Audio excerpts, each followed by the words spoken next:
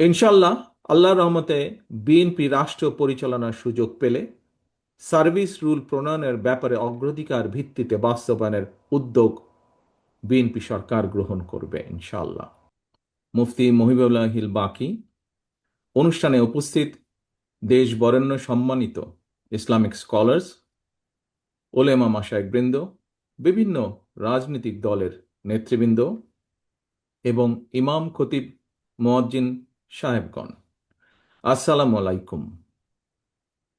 আজকের এই সম্মেলনটি অন্য আর যে সকল সম্মেলন হয় সাধারণ রাজনৈতিক সম্মেলন কিংবা সমাবেশের মতন অবশ্যই নয়।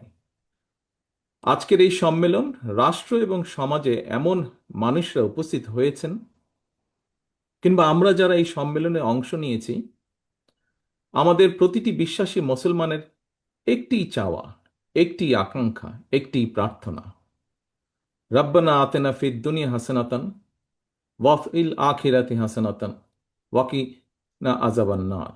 হে প্রভু, আমাদেরকে ইহকাল ও পরকালে কল্যাণ দাও এবং আমাদেরকে দোজকের আগুন থেকে রক্ষা করো। আল্লাহর কাছে, আল্লাহ রব্বুল আলমিনের কাছে এটিই আমাদের প্রার্থনা। সম্মানিত ওলেমা মাশায়েখবৃন্দ, সাধারণ ধর্মপ্রাণ মুসলমানদের চেয়ে ইসলাম সম্পর্কে অবশ্যই আপনারা সবচেয়ে বেশি বিশুদ্ধ জ্ঞান রাখেন। একজন বিশ্বাসী মুসলমান এবং রাজনৈতিক কর্মী হিসাবে ইসলাম সম্পর্কে সাধারণ মুসলমানদের যে মৌলিক জ্ঞান, সেই জায়গা থেকে আমার ধারণা বা আমি বলতে পারি বলি, তাওহিদ, রিসালাত, আখিরাত এই তিনটি বিষয় নিঃস্বার্থ বিশ্বাস স্থাপন ছাড়া কারো পক্ষে বিশ্বাসী মুসলমান হওয়া সম্ভব নয়।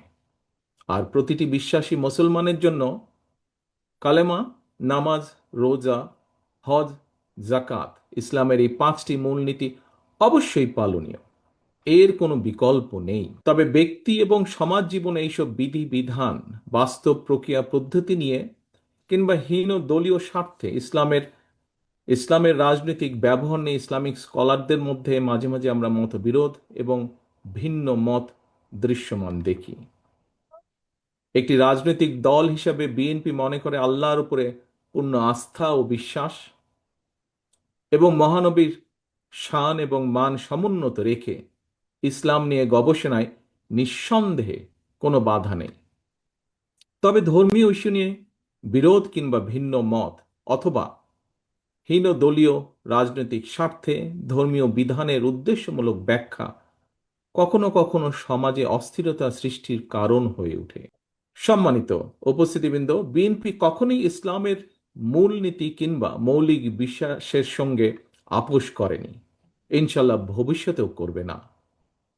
আপনাদের মধ্যে এখানে যারা প্রবীণ ব্যক্তিবর্গ রয়েছেন, আপনাদের নিঃসন্দেহে আপনারা জানেন পতিত পরাজিত পলাতক স্বৈরাচারের দল যারা স্বাধীনতা উত্তর বাংলাদেশের রাষ্ট্র ক্ষমতায় বসে নিজেদের ইচ্ছে মতন সংবিধান রচনা করেছিল, সেই সংবিধানে দেশের অধিকাংশ জনগোষ্ঠীর আকাঙ্ক্ষার প্রতিফলন তখন ঘটেনি।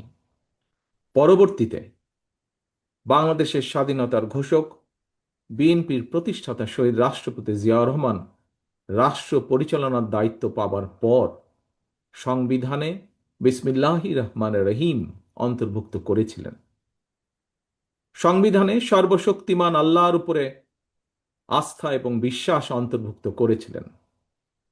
বর্তমানে সর্বশক্তিমান আল্লাহর উপরে আস্থা এবং বিশ্বাস কথাটি এভাবে রাখা হয়নি। কেন এভাবে রাখা হয়নি? সম্মানিত উপস্থিতিবৃন্দ, এই প্রশ্নটি আজ আমি আপনাদের সামনে রেখে গেলাম। সেই সময় বিএনপি এই অপতৎপরতার তীব্র প্রতিবাদ জানিয়েছিল। 2013 সালে রাজধানীর শাপলা চত্বরে হেফাজতে ইসলামের হাজার হাজার নেতাকর্মীর উপর, সমর্থকের উপরে হানাদার বাহিনীর মতন ক্র্যাকডাউন চালানো হয়েছিল। গণহত্যার প্রতিবাদে এবং হেফাজতে ইসলামের সমর্থনে বিএনপি সারা দেশে 2 দিন হরতাল সহ বিভিন্ন কর্মসূচি পালন করেছিল তখন। ইনশাল্লাহ আল্লাহর রহমতে বিএনপি রাষ্ট্র পরিচালনার সুযোগ পেলে সার্ভিস রুল প্রণয়নের ব্যাপারে অগ্রাধিকার ভিত্তিতে বাস্তবায়নের উদ্যোগ বিএনপি সরকার গ্রহণ করবে ইনশাআল্লাহ। উপস্থাপিত অন্যান্য দাবিগুলো বাস্তবায়নের জন্য কার্যকর উদ্যোগ বিএনপি সরকার ইনশাআল্লাহ গ্রহণ করবে। আমি ফেব্রুয়ারি মাসে অনুষ্ঠিত জাতীয় নির্বাচনে আল্লাহর রহমতে বিএনপি রাষ্ট্র পরিচালনার সুযোগ পেলে ইমাম মুয়াজ্জিনদেরকে সম্মাননা দেওয়ার পরিকল্পনা পর্যায়ক্রমে ইনশাআল্লাহ আমরা বাস্তবায়ন করব।